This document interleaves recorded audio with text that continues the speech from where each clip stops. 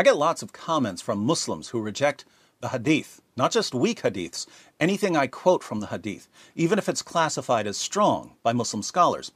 Let's look at an example. Here's a recent comment on my video about Muhammad telling his followers to drink camel urine. Nowhere in the Quran says that camel urine heals, etc., etc.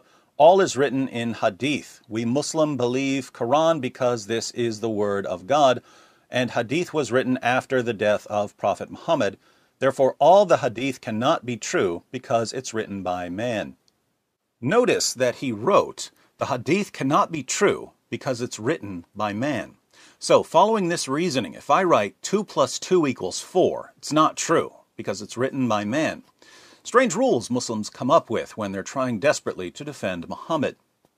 Now, to be fair, there is a serious minority position in Islam which rejects the hadith as authoritative. I had a radio discussion with one of them once. His name is Hamza Abdul Malik.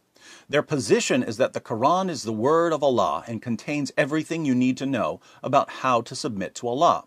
Muhammad, from this perspective, was basically just a mailman, someone who passes on a message. If someone sends you a letter, you don't praise and glorify the mailman for delivering it, so why are Muslims focusing so much on Muhammad?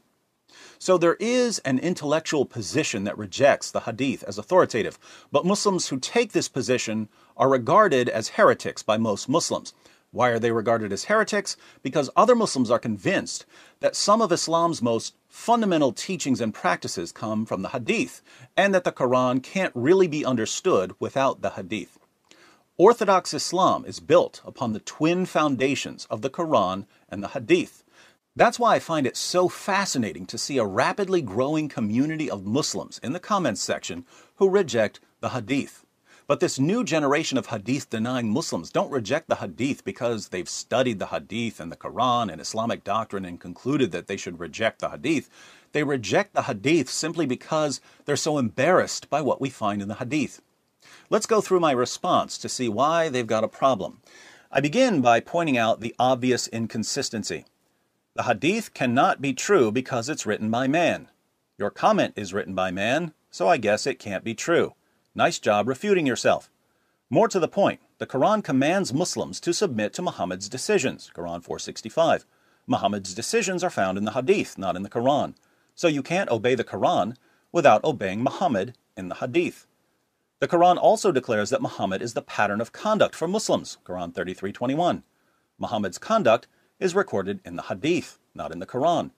Islam's most basic practices come from the hadith, not from the Quran. For instance, Muslims are required to recite the Shahada as the first pillar of Islam.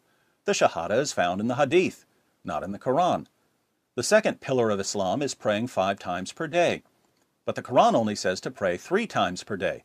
5 daily prayers are found in the Hadith, not in the Quran. All of this leaves you with an interesting dilemma. On the one hand, if you reject the Hadith, you have to reject Islam's most basic practices, and you can't even obey the Quran. On the other hand, if you accept the hadith, you have to accept Muhammad's teachings, which you clearly find revolting, e.g., drinking camel urine. Let me know what you decide. Now, those are just a few of the problems that arise for Muslims if they reject the hadith. There are more. There are plenty of passages in the Quran that make no sense without examining the historical background in the hadith. We don't even know how the Quran was put together without going to outside sources. But my response draws attention to a problem for the new generation of Quran-only Muslims.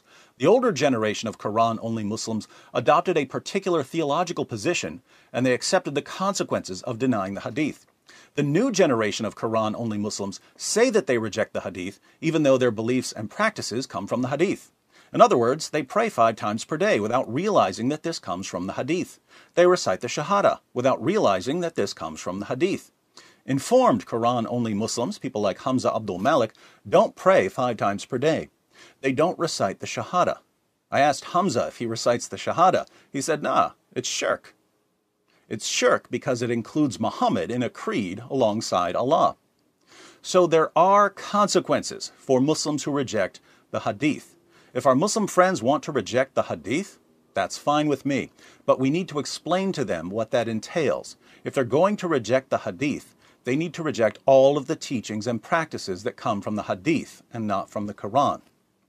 And when they do that, there goes most of Islam.